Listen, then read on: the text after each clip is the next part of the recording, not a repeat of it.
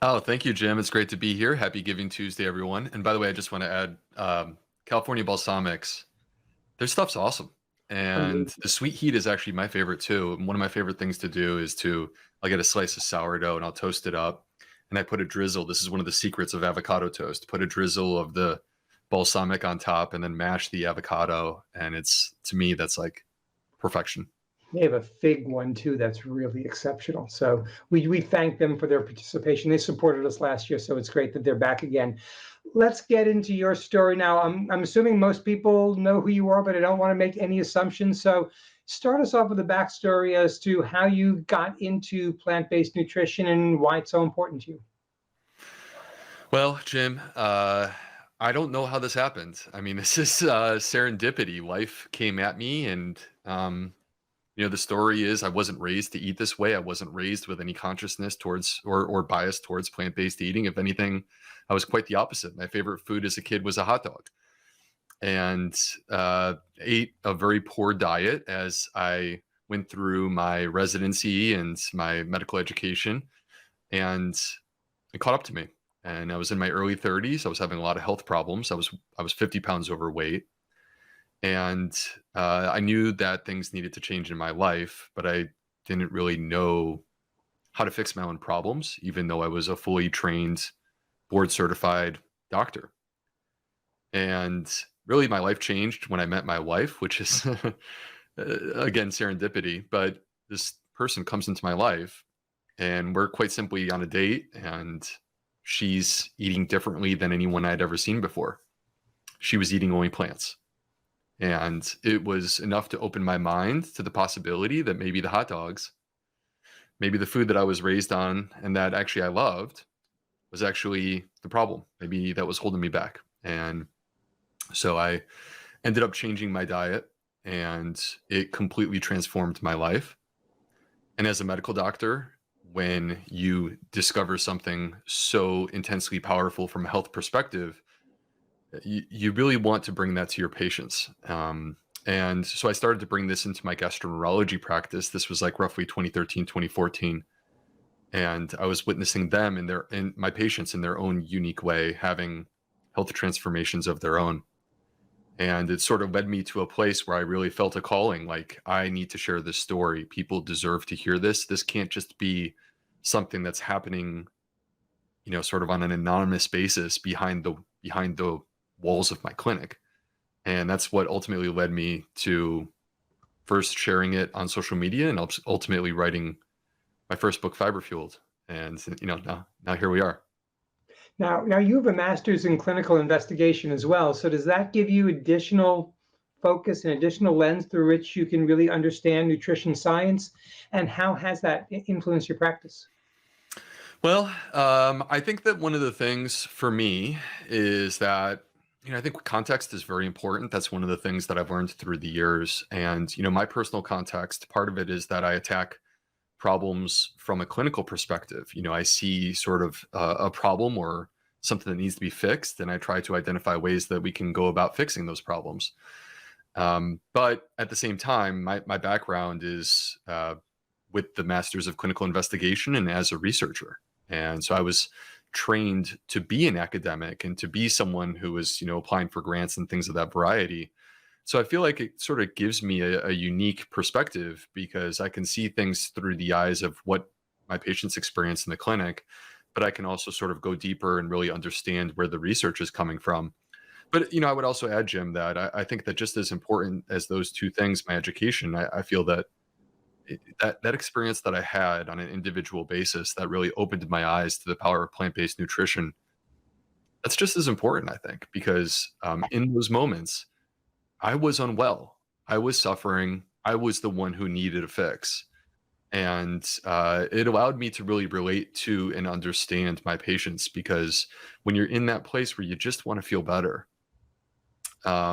you're willing to do whatever it takes. And so I think that's really something that helped me in my career, to be honest with you. I had issue, that stroke and all that stuff. And, I understand that motivation, but what I'm told by doctors is it doesn't really come naturally to a lot of patients that, you can tell them what to do. And even after a horrible event, They don't do it. Why is that? Any thoughts about, how we can motivate people, or is that just something endemic to themselves?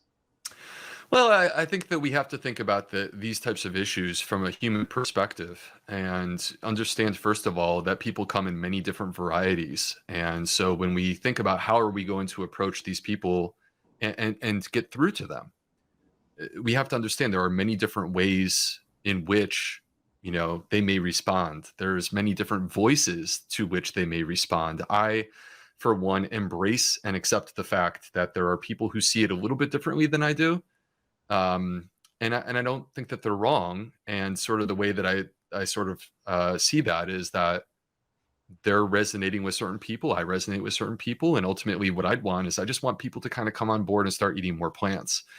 One of the things that I found, Jim, in my experience is that you have to meet people where they are. And it's really tough because we have a broken healthcare system and doctors are expected to get work done in 15 minutes. And that includes writing the note. And so it unfortunately has led to a strain where, just to kind of call it what it is, I don't think doctors like the way that our healthcare system is. I think that they're quite upset about it, and they would change it if they could. But because they don't control the rules, they're sort of forced into this situation where it's like, 4 patients an hour, Yeah. and Doing the best. Yeah. Doing the best you they can't, can, right? yeah, and you can't talk to a patient about nutrition in that period of time and have a meaningful conversation. Ultimately, Jim, the answer to your question is this: we have to connect with people. We have to connect with people, and when we connect with people and they feel that trust, and they really are listening, then they're more likely to jump on board. But if we're not connecting with them, we can't just throw something out there flippantly and expect them to respond to that. Yeah, got to connect where they are, not where we want them to be. Right? Yeah. It's a huge difference. So, Dr. Yami talked about one of the big F's, fiber. Tell us the role of fiber in healthy digestion. What's supposed to happen in our gut, and what does fiber do to make that happen? Well, I think the story of fiber is incredibly exciting, and it involves, sort of, it's undergoing a renaissance because we have known for a very long time that fiber is good for human health. This is not news, but we sort of dismissed fiber as this boring thing, and we sort of conjured up this image of fiber that goes in the mouth and it passes out the other end unchanged. And that's really, we're not doing ourselves any favors by looking at fiber that way. Fiber is exciting. Fiber to me is honestly like the science. I find it to be sexy. Like I think it's really cool because what happens really with fiber is that it goes in our mouth, and we as humans, we don't have the ability with our digestive enzymes to process and digest fiber. But our gut microbes that live inside of us, the 38 trillion microbes that are mostly concentrated inside of our large intestine, our colon, they do have those enzymes. A single cellular bacteria, it's one cell, could have hundreds of enzymes, and I have none as a big, 205-pound guy. So it's quite fascinating to consider. So the fiber comes into contact with the microbes, and then the microbes basically process it, unpack it, and then release the most anti-inflammatory compounds that I've come across in my 20 years of study in medicine, which are the short chain fatty acids. Butyrate and stuff like that, which gets created from there. So what's the microbiome? And now I want to go real simple. This for people who don't know. We all hear about it. Everyone said the microbiome is, where our defenses are. It's where everything is that's helping us live. But we still seems to be shrouded in mystery still, or a lot of research being done right now. Yeah, well, we're coming along. Imagine this: that if you went back 16 years ago, we knew next to nothing on this topic. And then it was a laboratory breakthrough that for the first time allowed us to study and understand this community of microorganisms that are a part of our body. So that is what the microbiome is, Jim. It is the community of microorganisms that are a part of your body, and they cover your body, all external surfaces. So that means that your skin, your mouth, your nose, believe it or not, on your eyeball, there's a microbiome. There are microbes right now, like floating across. Unfortunately, you're not able to see them. But the main location of these microbes, the vast majority of them, they are inside our intestines. And now it may sound like, well, Dr. B, you said that they were external to our body. So it turns out that this is sort of a a crazy thing. You have to take a moment to consider this. But the inside of our intestines actually is outside of our body, because our intestines are a hollow tube that started our mouth and ended our bottom. That tube is unbroken. And so basically, as it goes in your mouth and it passes through that tube, it continues to remain outside your body, even though it's the depths of your bowels. So these microbes, Jim, they're mostly bacteria. They may include some fungi or yeasts, and some other types of organisms. And they're connected to, the really important part here is, yes, they're connected to digestion, but they're also connected to our immune system, as you're alluding to, our metabolism, our hormones, our mood, our brain health, our cognition, our energy levels. I mean, really, this becomes, when you start to think about this, this is very central to human health. So more important than the brain almost, or a second brain? Well, you're throwing me a bit of an alley-oop there, Jim. So yes, the gut is referred to as the second brain. And when we say the gut, we're not actually referring to the microbes or the microorganisms, but instead we're referring to the digestive apparatus, the digestive system. And the reason why we call it a second brain is because actually the gut will function and do its job and do it perfectly well without any input from your brain at all. So your brain is not required to send signals to your gut. But in terms of what's more important, your gut microbiome or your brain, it's really hard to answer that, to be honest with you. And the reason why is because they're quite intertwined.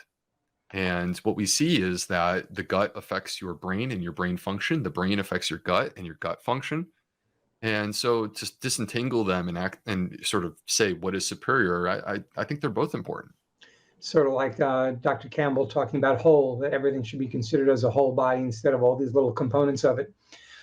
Let's get back to fiber for a second. In your book, In Fiber Fuel, you spoke of a golden rule. You said the single greatest predictor of a healthy microbiome is the diversity of plants in one's diet. How do you recommend, especially people coming to a clinic with issues, how do you recommend that they start on that journey? Well, I think the exciting thing about this is that this is not intimidating, and this is not something that is restricted to a limited few who follow a certain diet. This is wide open. Anyone can do this. You can start doing it today. And all you have to do is think about this simple rule: diversity of plants. You can do this when you're in the supermarket, when you're in the kitchen, you're cooking a meal, when you're sitting down at the table and you're putting things and arranging your dish that you're about to consume.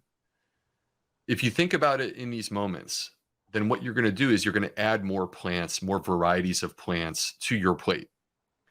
And when you do this, when you add more varieties of plants, what you end up doing is you're basically providing your body a diverse variety of forms of fiber, of polyphenols, which are the antioxidant compounds that give the plants their colors, of phytochemicals. And you also get the things like the protein, the amino acids, the healthy fats, the vitamins, the minerals. So variety on the plate is a nutritionally strong concept at baseline.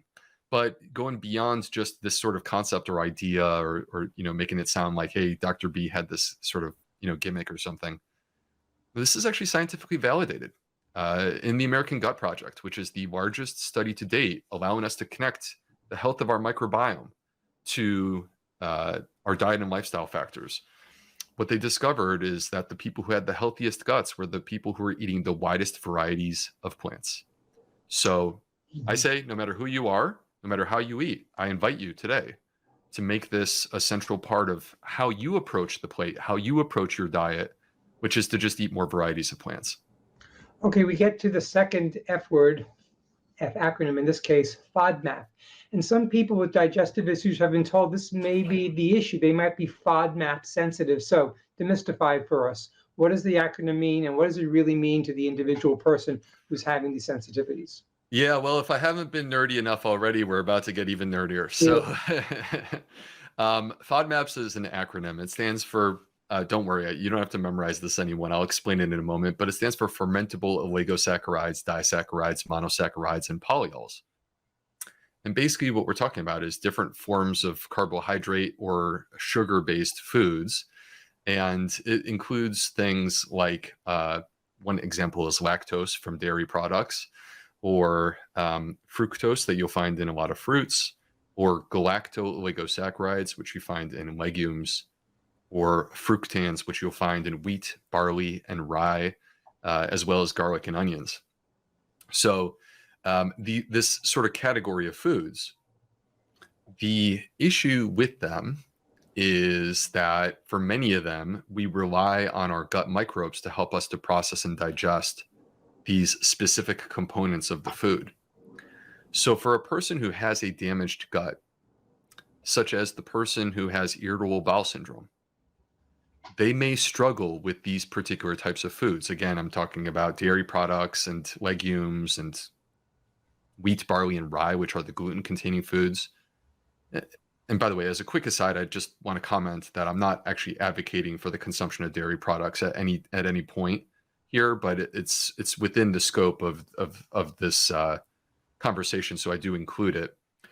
So anyway, for those people, these foods, they can actually cause digestive symptoms. And what's important for them to understand is that these same components that we could quite easily vilify and say how bad they are for us are actually good for us. These same components that can cause symptoms are actually what we would describe as prebiotic, meaning that they are the food, they are the fuel for your gut microbiome.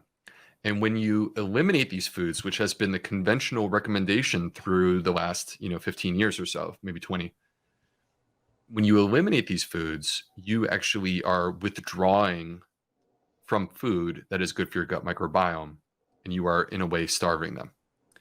So what we want is, we don't want to suffer. I want you to feel well. I'm a doctor. I care that people feel better. But we also want to go about this in a way where we can actually heal our gut and get ourselves to a better place where we're capable of consuming these foods and consuming them without restriction. And the way that we do that is, rather than completely eliminating these foods, Jim, what we do is we reduce them, we moderate them, we start low, Mm-hmm. and then we go slow. And by starting low and going slow, much like we would do with exercise, Mm-hmm. we are actually enhancing our ability to process and digest these foods. And then you can ultimately get to a place where you are able to consume them without restriction and without symptoms. So, friends of mine have said, I can't eat soy, I can't eat this, I can't eat beans. But what you're saying is that their gut's not ready for it right now, but given enough training, it will be. And is it possible that inflammation from eating things that aren't good for the gut might be causing that sensitivity? Well, I think that the modern lifestyle has not been friendly to the gut microbiome. It's been a radical change. This goes beyond just what we put into our mouth. There are many different factors which are contributory. But if you think about what we put into our mouth, the average American's diet is about 60% ultra-processed foods, which basically the idea there, even if they are plant-based, with those ultra-processed foods, they are extracting many of the healthful nutrients, such as fiber, and then they're adding in additives that in many cases have proven to be unfriendly to the gut microbiome. So that's 60% of the American diet. 30% of the American diet is animal products. It's meat, dairy, and eggs. I can tell you the collective fiber content of the meat, dairy, and eggs, it's zero. There's no fiber in there. And what's left over is just, sadly, 10%. That 10% is the amount that the average American is actually whole food plant-based. And sadly, in that 10%, the number one plant, it's potatoes, because they're eating French fries. Would ketchup then be second? Ketchup is probably second. So, from my perspective, we could look at this as the weight of ultra-processed foods with the additives, with the refined sugars. We could look at this as the weight of the saturated fat that exists within the animal products. But I also think that part of the story here is the complete absence of fiber. And so it's about substitutions, Jim. Nutrition is always about substitutions. What are you replacing with what? Years ago, there was a study where they said, look, butter is back, but butter is healthy. Well, that's because you're comparing it to Crisco. right? Like it's not healthy. It's, And yeah, it's, so yeah, compared to what? exactly Yeah. compared to what? But the point is that I have yet to see a study that suggests that people are less healthy because they're consuming more plant-based foods in their Yeah. diet. Clearly, we're not going to see one of those studies that are going to come out to say that probably ever, but you never know. So fiber, FODMAPs, fermentation. Third F might be your favorite. I understand you make a mean sauerkraut. Is that true? I do. You can tell from my last name where my family is originally from. So um, I I do love sauerkraut. And, it's interesting. When I wrote Fiber Fueled, I was writing it mostly, like I started working on it in 2018, and I spent the entire year of 2019 writing. It came out in 2020. And at that time, from my perspective, like the research hadn't yet caught up, but I sincerely believed that fermented foods were a part of a healthful plant-based diet for better gut health. And part of that is that fermented foods, it contains healthy microbes, contains when it's coming from plants, it contains prebiotics, contains polyphenols. And so there are these elements that come from the transformation. Fermentation really is about transformation, and that transformation process unlocks the food, releases new parts of it, and gives us access to that as humans. And so when I wrote Fiber Fueled, I really believed, this is part of a healthy, gut healthy diet. And it's interesting because then in the summer of 2021, a paper was published out of Stanford in the journal Cell, which is one of the top 4 or 5 journals on the planet. And in that study, which by the way was done by a few friends of mine, Justin Sonnenberg and Christopher Gardner from Stanford, what they did is they took people who were not eating fermented food, which by the way is pretty much all Americans, and they asked them to ramp up their fermented food consumption for 10 weeks. And at the end of those 10 weeks, they had a more diverse, healthier microbiome and lower measures of inflammation. And so I think to me, the message is clear that if we want a healthier gut, we should eat for more variety, and we should also add fermented food to our diet. Now, Dr. Greger shared research about the issues with pickled foods, especially salted ones, in various cancers. So fermented versus pickles, need we be so concerned in a fermented food about the salt content? How do we balance all that? Well, I think the balance is the critical word.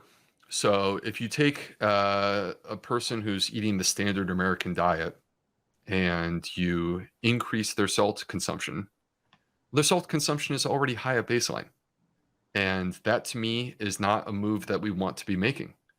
But on the flip side, if you take a person who's transitioning to a whole food plant-based diet, they're reducing their salt consumption as a part of moving towards a more healthful diet. What you're doing is you're creating a tremendous amount of room where consuming a small amount of fermented food on a routine basis is not going to have the type of impact where you have to worry about that type of risk. I think that one of the important things for people to understand is that in these countries where we see these associations, first of all, there is complexity to it. It's not a one-to-one epidemiology association. There's other factors that are involved, such as the presence of a bacteria called H. pylori that quite simply does not really exist in the United States. But the second part of this is that the amount of, for example, kimchi that is consumed in Korea, no one in the United States would ever get close to eating that amount of fermented food. I mean, they're consuming it like every single meal.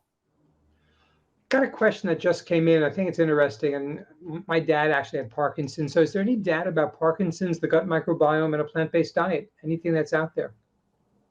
So there is data. I think that, when we start to talk about this, it comes with the caveat that we're looking at the early data, many times preclinical data, where it's an animal model, for example.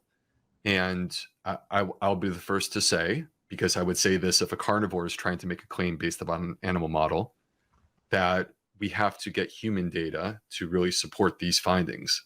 So sometimes we're not quite there in terms of the human-based research. So that's what we need to do.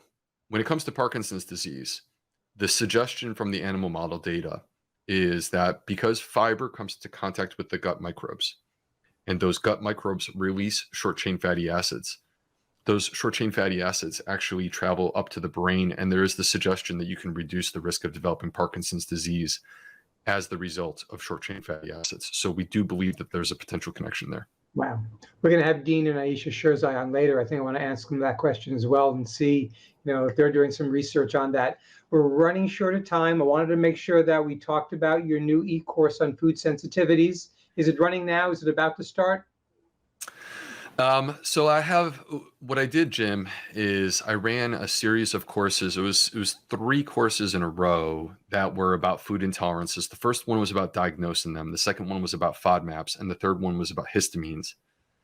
And they could be done in sequence, all 3, or they could be done a la carte, meaning whatever one you think is most applicable to you, you could do. And now those courses are available in a digital format where people can take the course on their own time, self-paced, like you could do it whenever you feel like doing it, and are readily available in that sort of format. So those courses that previously were done live are now available in that self-paced format. And that's accessible through Plantathon Gut website? That's right. You can just click on the button that says courses, and you'll see there's a number of options that are available. Time for one more question. It's what we're asking everybody today. What is one thing you do to keep a sense of positivity and purpose in today's world? I think you lean into social connections. You lean into the people that you love. And one of the things that my wife and I have been focusing on, that if you follow me closely on social media, you would have seen me talking about this over the weekend. We're making time to put down our devices. So even though part of what I do, like professionally, is to have conversations on social media and by the way, there's a picture of my daughter, have conversations on social media or produce, courses or things of this variety. Even though that's what I do with my time, it's still important for me to sort of step away from that and focus on my family. And so what we've made our goal is that all of us as a family collectively, we're each going to take 1 hour per day away from devices. That's our dinner time. And we're going to take 1 day a week away from devices entirely. That's Saturday. And we're going to take 1 week a year away from devices entirely. And that's going to be vacation with the family. And so we're trying to make this time so that it's like focus on one another, lean into those relationships, and sort of cultivate goodwill with one another, other humans. Amazing. Dr. B, I so appreciate your time. I know the entire Plant Powered community does as well. Thank you so much for being here today and answering our questions. My pleasure, Jim. Thanks for having me. Thank you, everyone, and happy Giving Tuesday. Hope everyone supports the Plant Powered Metro New York.